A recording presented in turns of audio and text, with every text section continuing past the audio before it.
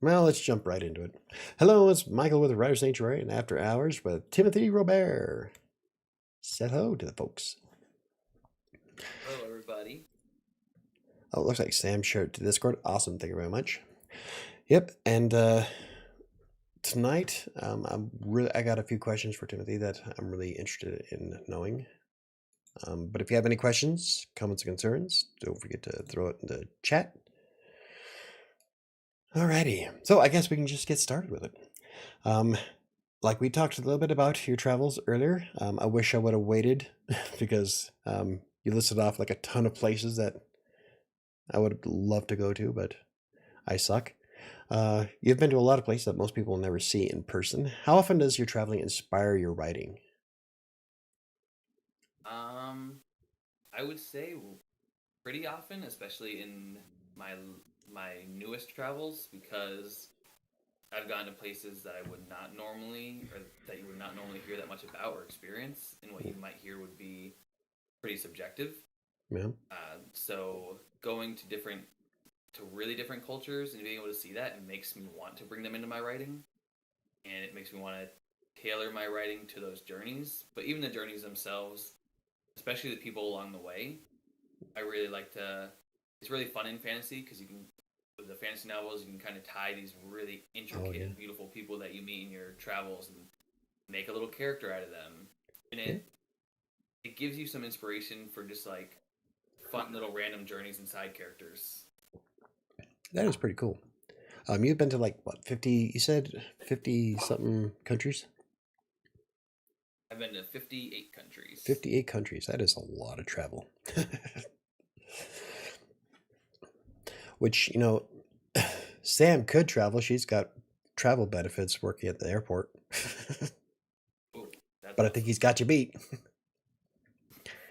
Um, would you consider yourself a nomad, or do you have roots planted? Like, do you have a place that you call home?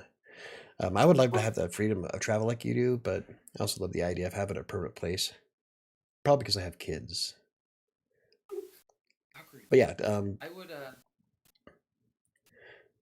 I would consider myself a nomad. yeah. Give me 1 second. Sorry. Oh, no problem.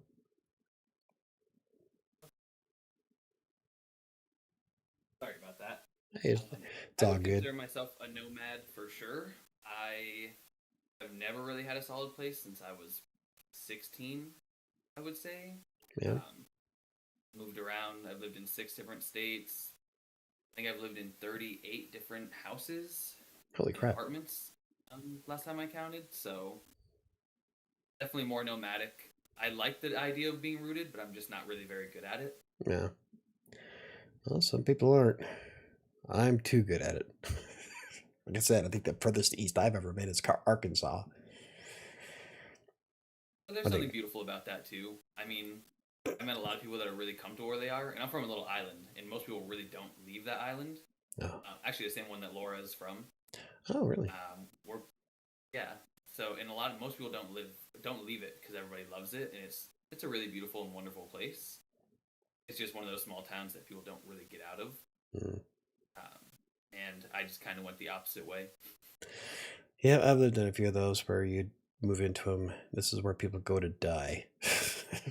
So I bet your island was way better than my city. I miss it, but the cold temperatures of Vermont pretty brutal. Yeah, I don't miss mine, so you're one up on me. um, so you publish a lot of poetry. Is it something that you focus more than on other genres? Because you got like what was it, 3 books that are published for poetry, and then you Yeah. have the um, the Army Vet one that I'm really interested in buying, and then you have your newest one that comes out on the 22nd of this week. Yep. Link is in the description down below for that. Um, but is it something that you focus? Do you focus more on your poetry than you do like for fantasy or historical nonfiction or historical fiction? I would say I focus more on fantasy now because I'm really like world building and I'm having a lot of fun with it, but I still do poetry on the side. Poetry has always been a beautiful artwork to me and a beautiful outlet because it's the first thing I ever really got into because I couldn't when I grew up and I couldn't speak and I was in speech therapy and stuff. I never felt comfortable talking. So anything I was feeling or any way I wanted to communicate, it would always be through poems because it was the easiest way for my thoughts to flow. Because Mm. speaking, I would stutter and I would stammer, and I couldn't pronounce things right. So poetry always just was more natural and a better way of me expressing myself, and it still has maintained true. It's also just really beautiful and exciting to me. Like I fell in love with Lord Byron and John Keats, Mm. and not that I'm remotely close to a poet like they are, because they're masterminds. Yeah. But I just fell in love with not only their poetry but their lifestyle and the reflection of their poetry in their lifestyle. And I think as a writer and author, that poetry gives people a totally different insight to who you are. It gives them it's a much more emotional and raw view, in my opinion. Yeah. And I like to be able to share that because I'm not really hey, look at me, I'm gushy, I'm gonna tell you all this stuff out loud. But then you can read that stuff in my poetry, and it kind of gives you a different side and different tone of who I am. Yeah. So you got the poetry of dogs one. That was kind of that one I'm curious about. That was just like that was more like a little fun thing because I've always had dogs and I love them. And when I actually started writing that, when I started having the idea to put poems about dogs in there, my other dog was dying, and it was like a really terrible time. And I was like, Oh. I'm just gonna write all this down, and I had published it on a blog or something that I don't use anymore. And a bunch of people were like, "Oh, you need to like publish this. It's great." And I was like, "Oh, really?" So I was like, "I'll just put a whole." And then I got my dog now, and I was writing poems because it was like a different transition. And I was like, I'll just write a fun little book about it just for whatever. That's cool. Well, speaking of your books, one of your top-rated books is one based on the World War II vet, which I am so more than likely going to buy a printed copy of it.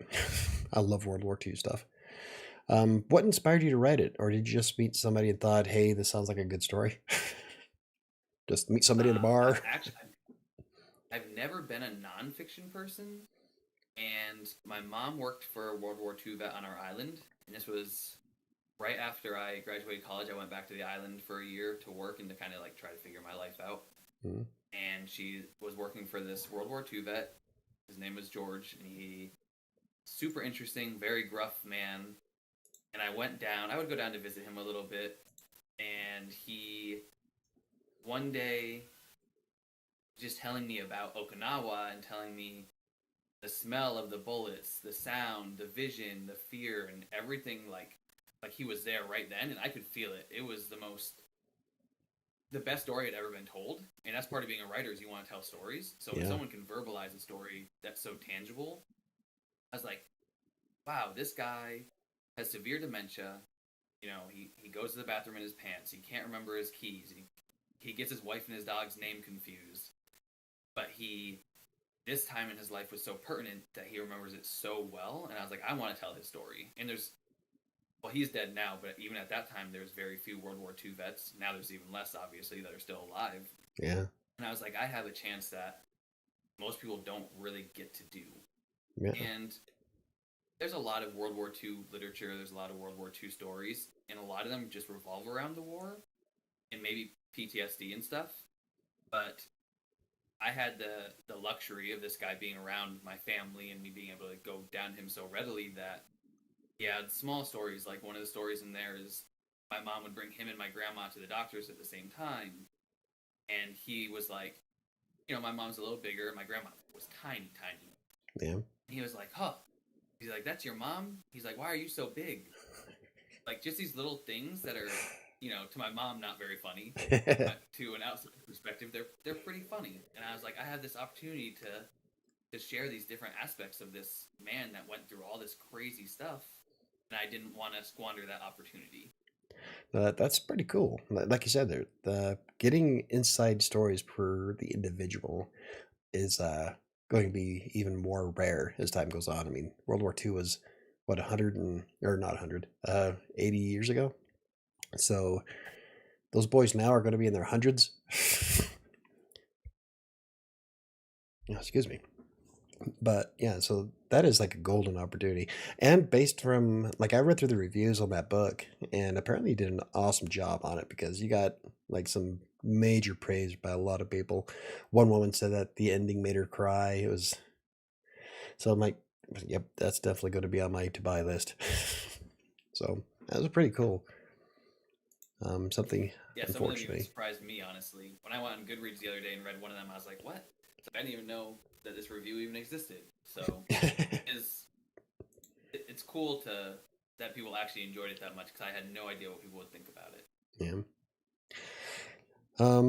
Okay, so kind of talked a little bit about this earlier, but in your bio, you stated that you began as a genetics major, but you changed your mind after a long talk with your professor. Really curious about that conversation. And I know one of my professors in college wanted me to write more after I submitted an essay to my art history class. Was that something similar to what you were going through, or did you just feel that writing was worth more your time than at that moment than your genetics degree? Well, I will say that I always wanted to write, but I never thought of it as a future. And I always wanted to be a part of the cloning teams because I thought what they were doing was super cool, and I found genetics really interesting. So going in, I was taking a lot of science, and obviously you have to take English at first. And I was in anatomy and physiology, which was sucking the life out of me. And my teacher, my professor, Miss Merman, in my English class was I handed in my first or second paper, I can't remember. And I sat at the front of the class like a little teacher's pet boy because I did like learning. I loved college. Mm. And she came up to me in the middle of class and was like, "What are you doing?" I was like, "I'm in class. What do you mean?" And she was like, "What are you doing with your life?" I was like, "I don't know what you're asking me." And I told her what my major was, and she was like, "Your writing is so much better than everybody in here." She's like, "You shouldn't even be in this class." And I was like, "I had to be in this class. It's a prerequisite for yeah, for the to graduate even." And she's like, "You should just skip it. You don't belong here. I would pass you right now if I could." And I was like, "What is happening?" Because I don't know. I never thought of my writing as anything spectacular, really. I mean, I know people liked my poetry and stuff, but I never thought of it as a professor is going to say this. Mm. Um, and she kind of really like blew my head up. Obviously, I'm a college kid, and I'm like, "Oh, my ego, feeling a little bit good." But she and I sent her a screenplay I was working on at the time, and she was like, "I could never even do this." She was like, "I think you're wasting your talents. I think you'd be better suited to be an English major." And I went back and forth for a little bit. And in my A&P class, it was more nursing based than what I would have liked. Yeah. And my professor was cool, but he was like pretty much told me I suck at it. And I was like, "Hey, you're right." And I talked to my Miss Merman again, and she was like, "Just follow your dreams." And at that time, I was like, "Yeah, screw it, I'll follow my dreams, whatever." So I did. I switched, and then I ended up. I mean, I'm glad I did because I learned a lot. My bank account might not be as glad as I am, but Well, gotta do what you love, I guess. Like, I don't make buku amounts of money either, but that's because I do a lot of side projects that don't pay, like YouTube. So, fair but, enough. I enjoy what I do. That's all that matters. Um, okay, so what are some of your greatest obstacles as a writer? Because I know personally, time is perhaps my most hated enemy because I don't have time for anything. But I also have children, a mortgage, all that other good fun stuff. You being a nomad, though, what kind of things slow you down, if anything? My biggest slowdown is probably the fact that I really like to do a lot of things. Mm. I'm really big into working out. I'm a mountaineer. I hike. Of course, I travel. When I do travel, I dive into my travels a little more. So I take a step back. I play basketball. So I really spread myself thin, which is definitely my biggest obstacle. Whereas a lot of writers I wouldn't know I've what met that's and that I like. know and I see them, they just do it. They're just like, yeah, I'll be like, "What do you do?" And they'll be like, "I go to work and then I come home and I write." I'm like, man, I get maybe 30 to 40 minutes, which I can write a lot in that amount of time. If I'm inspired, even Laura, like the other day, she's like, I don't understand how you can write that fast. And it's good because I can do it in a really precise amount of time, which I kind of prefer than sitting and lounging around and typing a few words now and then. Mm. But I definitely do spread myself thin, which can slow me down. And I'm very easily distracted. Wow. I'm like a puppy, which is a big problem for me. Yep, you're a much younger, skinnier, better looking version of me. Ooh, shiny. I'm Yeah. very easily Anything that distracted. pops up, I'm like, oh, what's that? Yeah, I've got way too much on my plate, and I'm very easily distracted. But it's awesome that I know that I'm not alone. Let's see. So marketing is perhaps one of the biggest pains for most authors. Do you use anything like Ingram Spark or Draft to Digital to submit your books to other platforms? Now, I noticed that when I was looking up your book, it was on, you had a profile on Goodreads.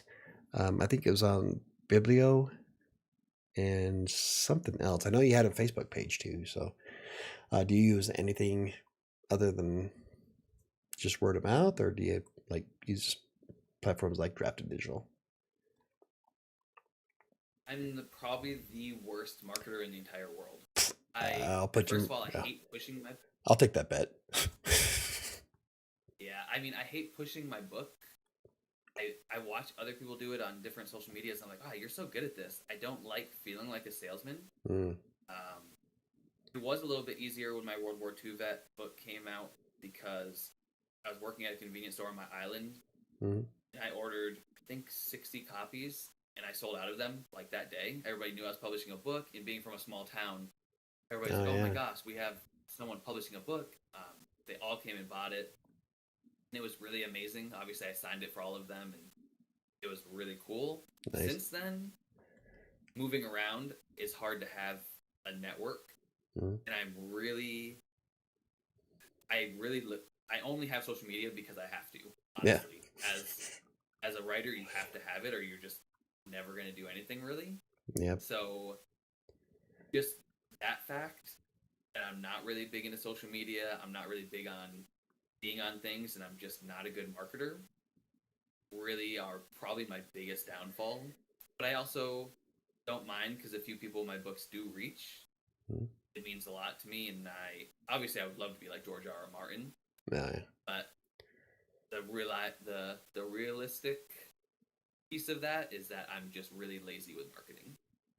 I wouldn't say that I'm lazy. I'm just got too much going on. Ah, so I asked Laura this, and she had the exact same opinion I did. Um, have you ever thought about using the book talk hashtag on TikTok? Yeah, I do actually. I do. The problem with that is when See, I first nobody started can do Twitter, it with a people straight would face. message me. Well, when I first started Twitter, people would message me and be like, "Oh, you're the hot author. You're a hot author," and it was like it became this thing. So now the only way I really get views on TikTok is if I post my book shirtless, which is like at first it was fun, and I was like, "Oh, I'm getting likes, I'm getting views," and now if I don't post myself shirtless, I don't get as many. So it's like, are you? Now I feel like people don't actually care about my books; they just want to see me shirtless, Yeah, which see, you gave him the sugar. Now isn't you're really trying to fun. feed him the meal. Yeah, and it didn't work out the way I had hoped it would. So I'm trying to change that, and I'm trying to figure out ways to do that. You know, I got people that want me to try doing a hot tub stream. I told them, not even if I was drunk, not going to happen. But yeah, it's funny because I know a lot of authors that swear up and down for using TikTok, and I have a strong aversion to TikTok. But everybody's like talking me into it. I'm like, I don't want to. I I'm not really a big don't. fan, but I've seen it work. But I do. Those people that get it to work, they spend so long doing their videos that I can't even fathom it because it's such a long time to do all this editing and cutting just for these like 20-second videos. Yeah. And I don't even have time to write half the time. So Yeah. I'm See? I'm really doing that stuff. So I'm not gonna sit there and spend an hour cutting and trying to do a TikTok video. I'm gonna do it in 5 minutes or not at all. So it's like, See, that's how I feel. It takes me, depends on the YouTube video. Sometimes it can take up to 6 hours for a video that nobody watches. So it's kind of disheartening. But yeah, I feel you. Diana asks, "You really posed shirtless with your book?" Now she's gonna be trying to find you on yes, TikTok. I do. I Hey, if you do got it, like, flaunt it, man. yeah, I do random stuff, jumping in front of the mirror, like in the bathroom. I took one in a bathtub because I was like, oh, it's steamy, poetry and love and stuff. I was like, maybe Ah. it'll hit. So, Oh, see, now and I'm getting all these video ideas now. I would make an awesome director. yeah, I just don't have the body for it. Trust me, you don't want to see that. I don't even want to see hey, that. people are into everything. You never know. I'm not a fetish author. Neo asks, Timothy, you did a fun post on the 10th on TikTok. Cute song showing simple dance moves and all. Um, and all your books. So you did a little dance move there on TikTok there? Yeah, I forget what I was doing. I was messing around, and then I had heard the song "Stack It Up," and I was like, "Stack, book stack," and I was like, "Why not? I'm dancing around anyway. I might as well turn this into a video and throw my books in it." There you And thank you that you liked the video, by the way. go. Neil also asks, how has your opinion on beta readers changed? Oh, I think beta readers to me are pretty necessary. I think it's better if you actually know the beta reader. Obviously, going to university for writing, I know a lot of people that, first of all, are way better editors than I could ever wish to be. Um, they are more critical, probably, than I am, especially of my own writing. Uh, So having that little bit of a network is really nice because I have built-in beta readers, basically. So I've been really fortunate, and I do think if I didn't have them, I would end up having to pay or whatever because I do think it's really necessary to have people that you can trust, but also people that know what they're, oh, people to give you good feedback. Obviously, we're pretty blind to our own mistakes. I could spell a word wrong 10,000 times and wouldn't notice until someone told me. yeah. Yeah, I have a problem with being redundant. But in my defense, I I catch it think we all usually have after the that first problem. draft. I think we all have that problem. I have a problem of a little bit of hiccups because I'm very strong in dialogue, and sometimes I try to be really descriptive, but I word it weird. So, I mean, a lot of my beta readers will catch that and be like, "You need to like flip this around or just delete it." So, I just finished the Reedsy Masterclass for how to write a novel, and that was one of the things that stood out to most of the other authors and to Tom Bromley was my dialogue was realistic. I think that's because I think of everything cinematically. Like I'll read out a dialogue out loud, and if it doesn't sound right, I'm gonna rewrite it. Uh, like I said in a blog post for tomorrow on Buy Me a Coffee, I don't want my books to sound like an anime movie.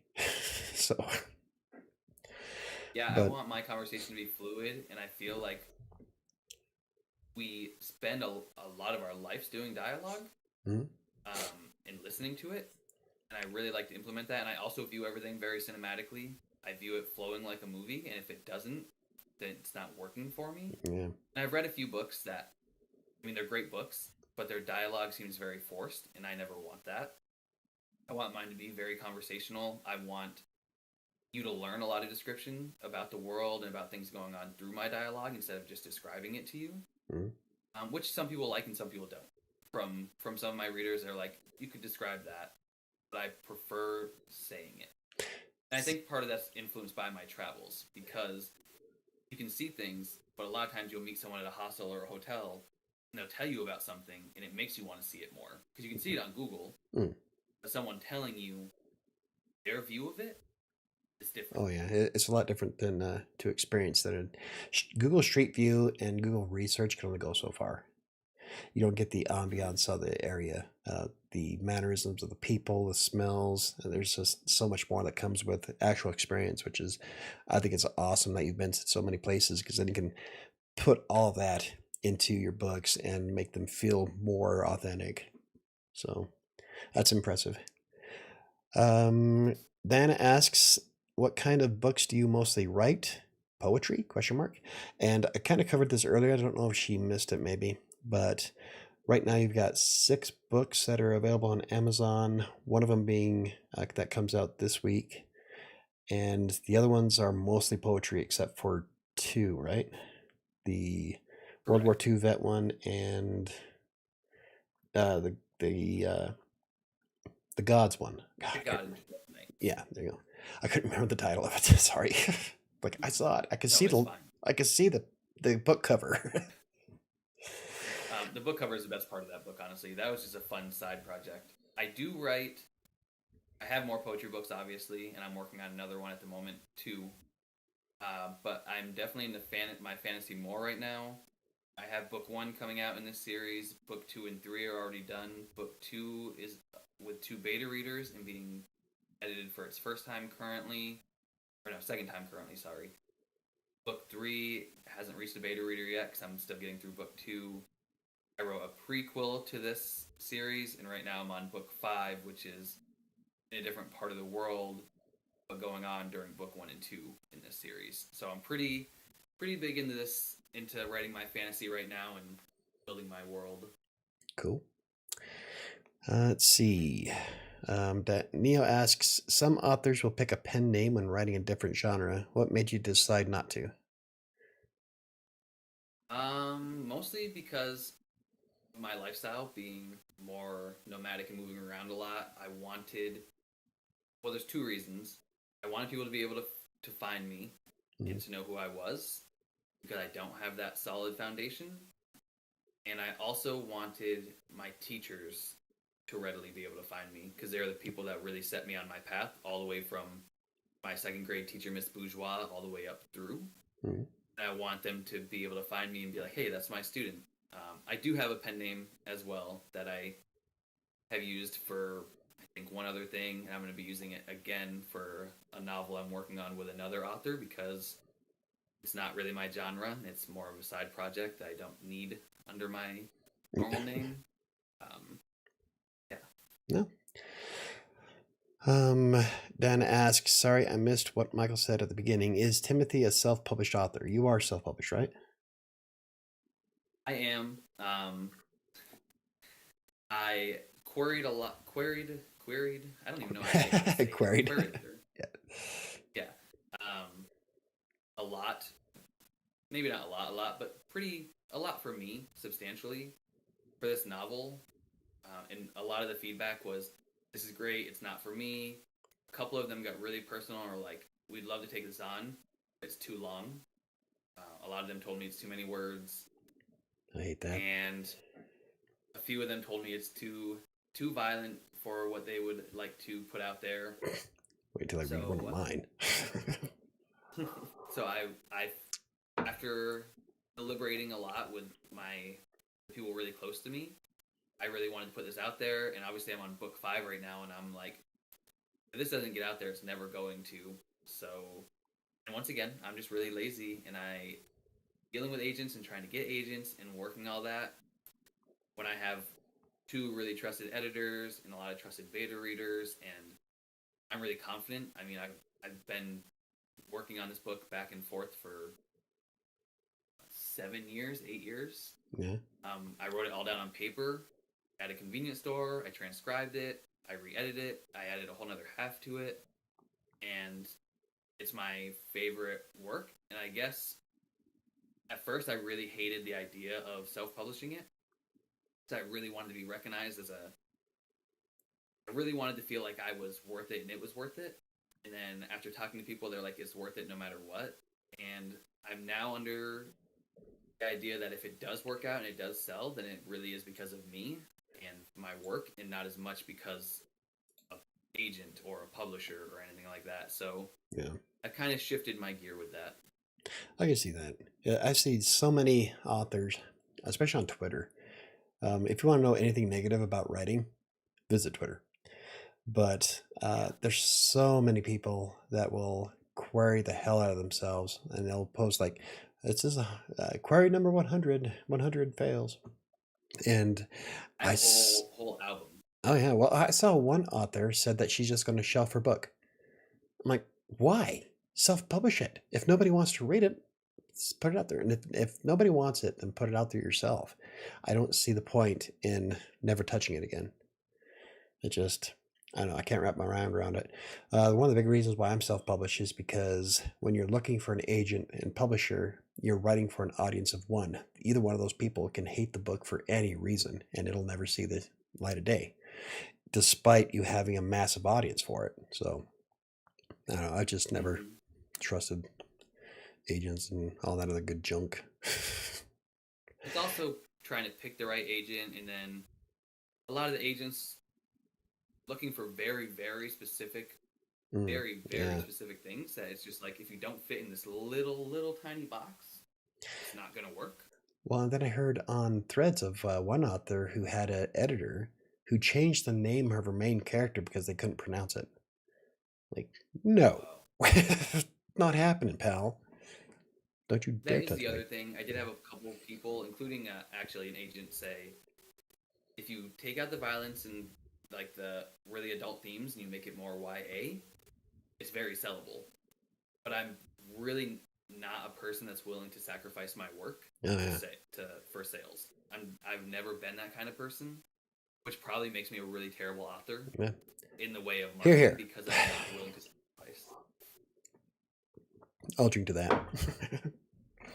I don't believe that you should castrate your own talent for the sake of making $1.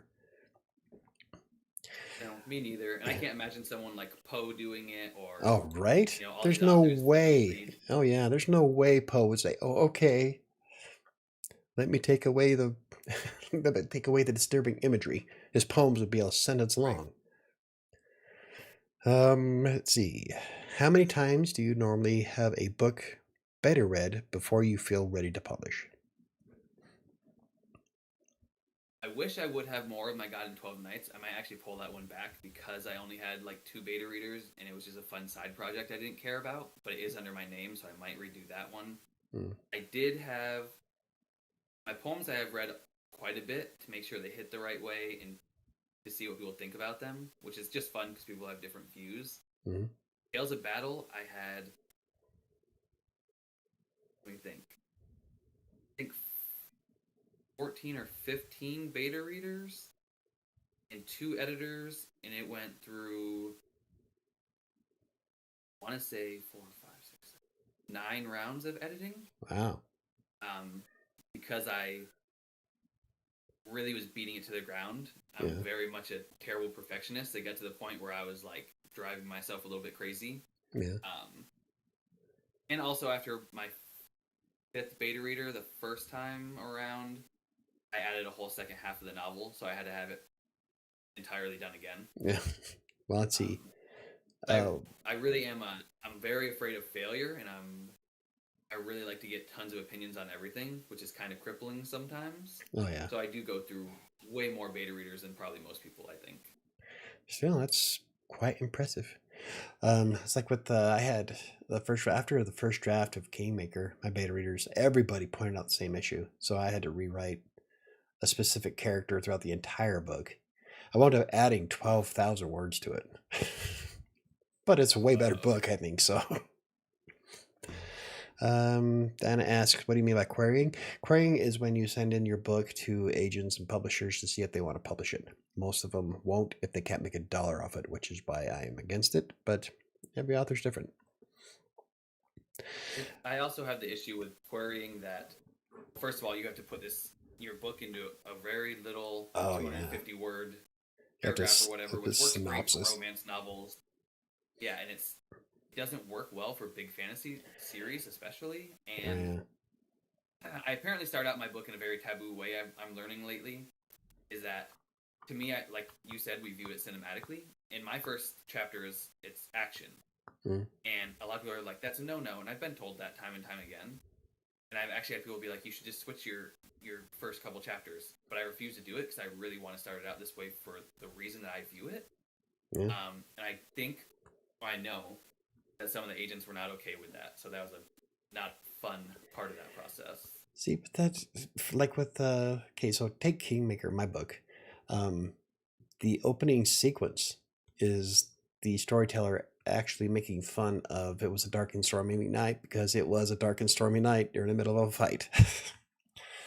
And so yeah, I if the action is at the beginning, despair starts off with an explosion, like first sentence. So if it goes with the book, go with it. I don't.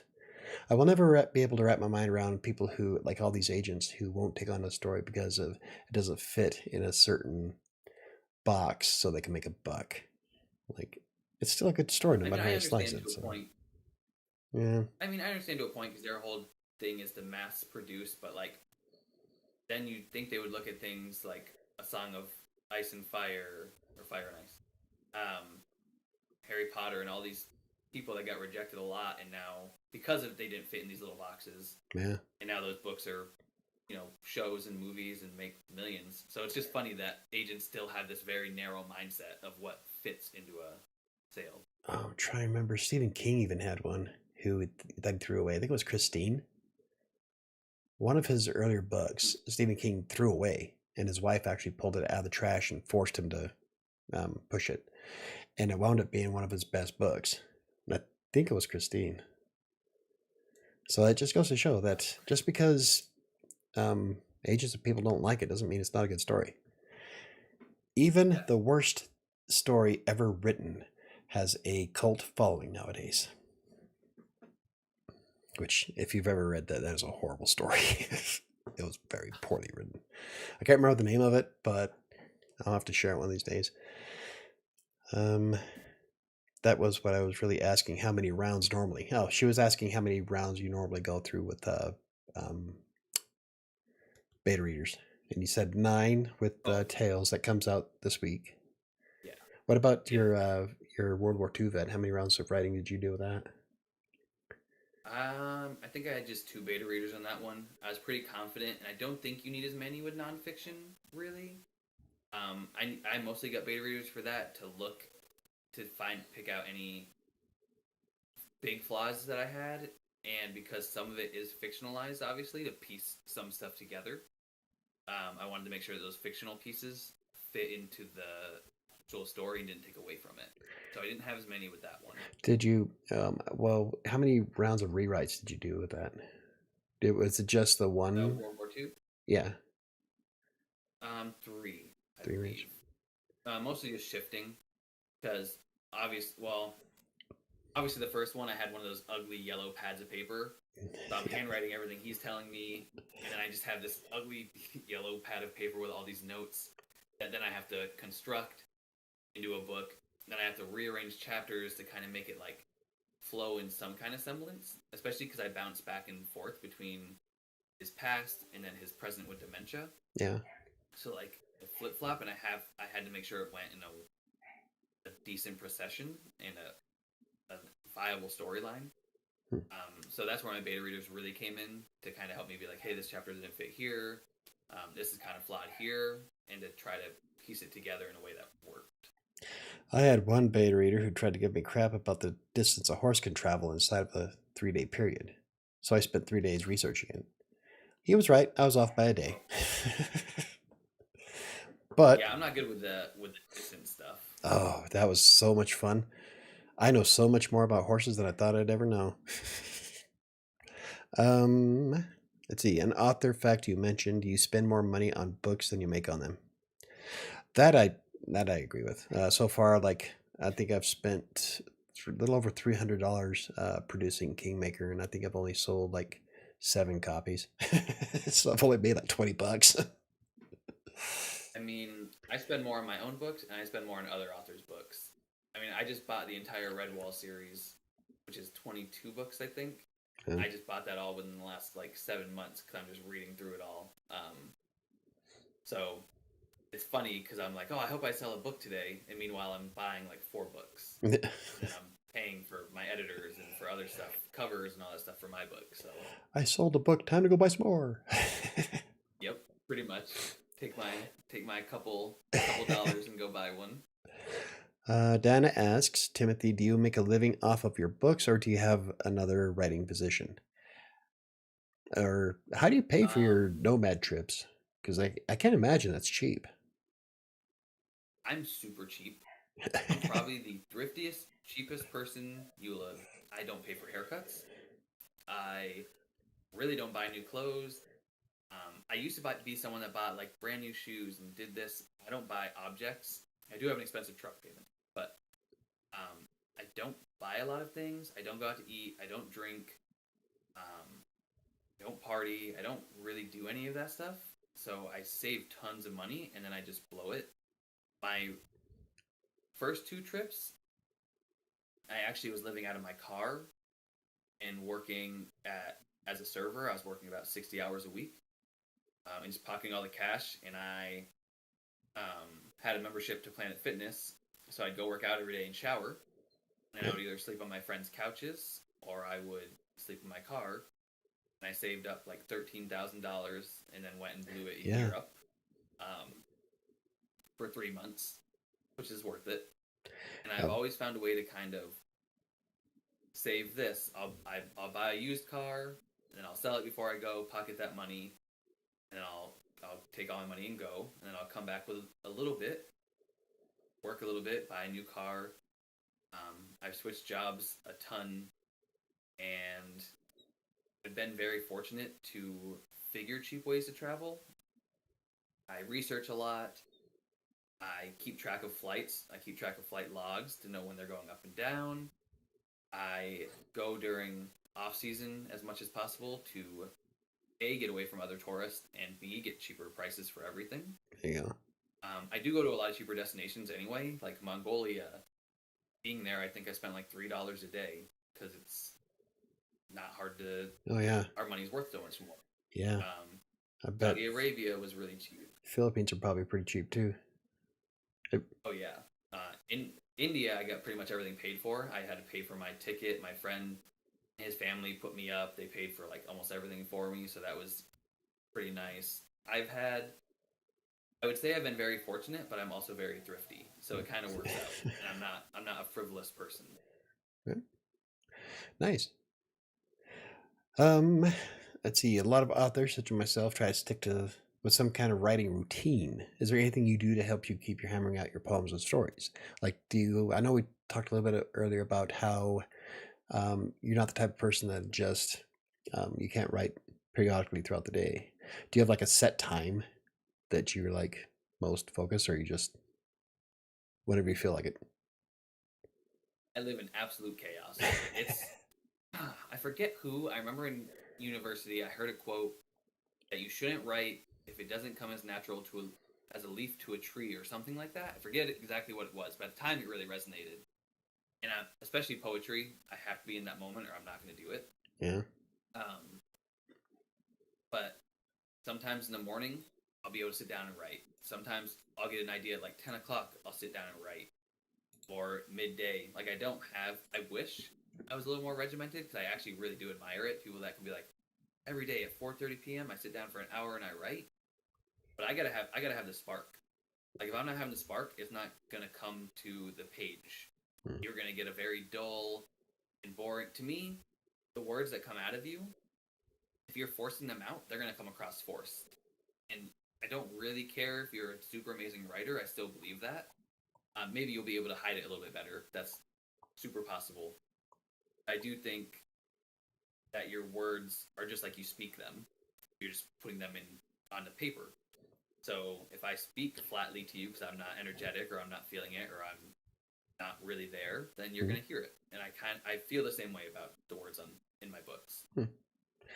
Yeah, I have to have a set schedule. Most not because of that. Um, Most of the reason why I have a set schedule for writing is because I will either A, forget, or B, not have time to write. So I have to force myself that block of time. Otherwise, I will never get anything done. So, but I I do can see know what you mean though a about, lot of people that have. yeah, Yeah, I feel like when you have multiple kids or you have a tight schedule, it's way more difficult. I'm really lucky to be able to live a little more chaotically, I guess. And Yeah. I've never been good at being a regimented person. Even when that was one hard part about being in the army is I'm not good at being regimented. Mm. So I'm pretty fortunate to be able to be chaotic and sporadic. And I've never, I mean, even as a teacher, I if I'm feeling it, I can literally write on my computer because I'm at my computer. So Yeah. I do have that kind of luxury that I think other people might not be necessarily afforded because they do have all these time frames they have to fit stuff into. I just luckily don't have to abide by that. Yeah, it'd be convenient. I know there's times where I wish I didn't. But that's me. Chaos is my co pilot. I can't go a single day without wishing I just want the chaos to stop. Just for one day. KDC's here. KDC is one of my viewers who was always interested in the nomad life, and I'm kind of sad that he took so long to join us. But this is Timothy Robare, and he is a nomad writer. So, and I suggest that you go back and watch earlier because he goes into how he's cheap, how he's able to afford being a nomad and traveling the world. So, definitely worth going back and watching, Karen. Um, so I know, so I think we've already touched a little bit about this. I know I have a few viewers here also working on their writing degrees. Do you have any words of encouragement or wisdom that you can share about your experiences after getting yours? Aside from, like, I know that you changed your major, but was there any part of it that you didn't think you can handle, but you pushed through so you can get your degree? Um, Writing, not really. I did have one pretty big ass of a teacher. Um, I actually got put in his class by accident because I had the same class the semester before, and I got put into the same class by a different teacher the semester after, and I got an A in that class. And he really hated me. I don't really know why we didn't get along. And he actually told me I suck to my face. And he Nice. was like, I don't know how you got an A in this class last semester, but you've already gotten this credit, so you should just drop. I was like, okay, whatever, no problem. Um, Other than that, I feel like I learned so much and had so many great professors and so much fun in my major, like playwriting, which was amazing. We got to put on our own plays and write our own plays, and that was really fun. And Nice. I never felt like I couldn't do it. I did have one poetry class that my professor she would give us an assignment for the night, and we were supposed to take 2 nights to do it and come back Wednesday from Monday and have it done. And I Mhm. would write it in class while she was talking. I would just write my poem, and I would show her, and she'd be like, "You can't just write it right now." And I was like, "Why not?" She's like, "Because you're supposed to take your time." I was like, "I did take my time. It's done." Yeah, and we had this final portfolio, and she actually found me in the hallway. I was like, "Can I talk to you?" And I was like, "Yeah, sure." And she was like, "I want you to know before class that I'm giving you a B, even though you probably had the best poetry." And I was like, "That doesn't make sense." Yeah. And she was like, "Well, you didn't put as much work into it as everybody else." And I was like, "What does that matter?" And she's like, "Well, they put a lot more time and effort." I said, "Yeah, but time and effort doesn't mean. I mean, if Yeah, you're saying I'm that's better in the less amount of time, I'm pretty much more efficient, really. Like, right. don't you want efficiency?"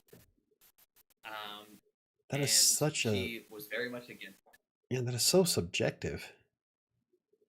Yeah, and I mean, I would say that was pretty deflating. And I think just any kind of arts, you're gonna get something like that anyway because writing is subjective. Because Mm. everything is, everybody views writing differently. Everybody reads something differently, views something differently, and thinks there's different standards.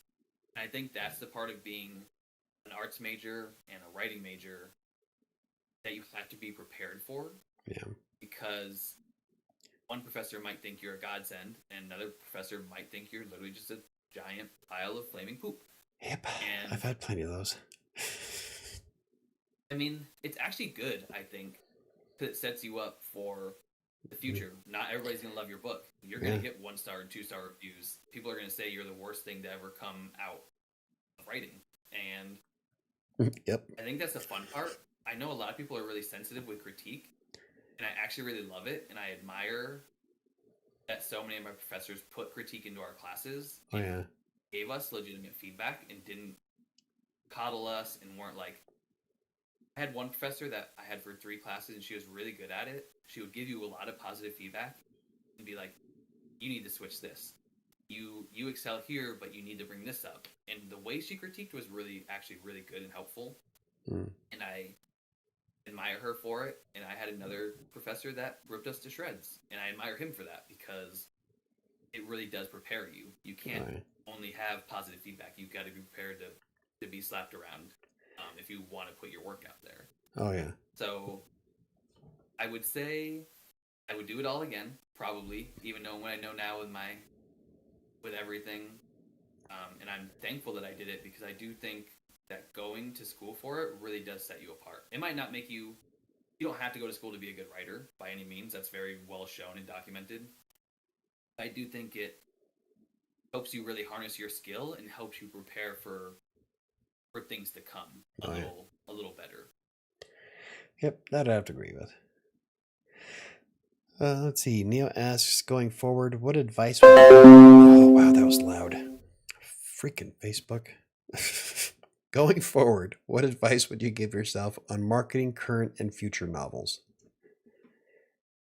Oh, what advice would I give myself? TikTok. Shirtless TikTok Try to videos. not be so lazy. If I could give myself advice, I would say be a little less lazy and actually try to take some time aside and do it. Follow the advice, which is a problem of my whole personality and who I am. And also just be prepared to cry. I would give that advice to anybody that's trying to market their stuff is be prepared to cry because you're gonna hit that wall and you're gonna want to hit your head against your computer. But most of it would definitely be don't be so lazy and just kind of like do it. Yep. That's good advice for just about everything in life, actually. Does anybody have any more questions, comments, and concerns? We're wrapping up the hour here. I would like to thank Timothy Robare for hanging out with us tonight. I am like way impressed with, especially with your travels, doing the whole nomad thing. I think it's awesome. You get to see and do things that most people will never get to do. And how old are you? You're not even that old, are you? 34. 34? Oh, so you look way younger. Jesus, man, I feel old. I get that a lot, especially as a teacher. I've been mixed up with even students, which is terrible. Yeah. Yeah, 34 still. That's a lot of stuff. I feel suddenly my life is kind of bland. No, but it was really cool. I'm looking forward to reading your book on the World War II vet. Your Tales of Battle, hold on, let me see if I can get this right. The Fox, the Jaguar, and the Mysterious Island comes out Thursday, right? Right. And that is, can you pre-order that? You can pre-order the Kindle version. I actually have Yep, my there we own go. copyrighted Yeah, version there if we anybody go. wants to. And that comes out Thursday. The link to his bio on Amazon is in the description down below. Be sure to check that out. I'm so looking forward to reading what you got coming up soon. And you said you're going to be working on the Tales of Battle series. And what about the Gods of the Wolfborn, the Wolf Bowl series? That's what Wolf it is. Bowl, yeah. I think I'm gonna pull that one back, edit it, and redo it. And then I did start a sequel to it. I just got so wrapped up in this one, and that whole series was basically a side series to get away from all the trauma of this series. Yeah. Because this book is intense and it's taken a lot out of me in general, my mind, my heart, my soul, because I love it and my characters are really dear to me, and it's been so intense and it's a really intense journey Awesome. that I made this whole like dog in an astronaut costume and magic knights that have to kill God and this whole chaotic sci fantasy shenanigans just for fun. And now I want to go back and I kind of want to give it a little more attention after I'm done with these ones. Well, fun. Let's see. Neil says he has a couple of videos on TikTok of footage of places where he traveled. I thought the end was going to show one of his books. I think we just did. That's the message a little while ago. So, but yeah. See, that's, yeah. There we go. We got his books going on there.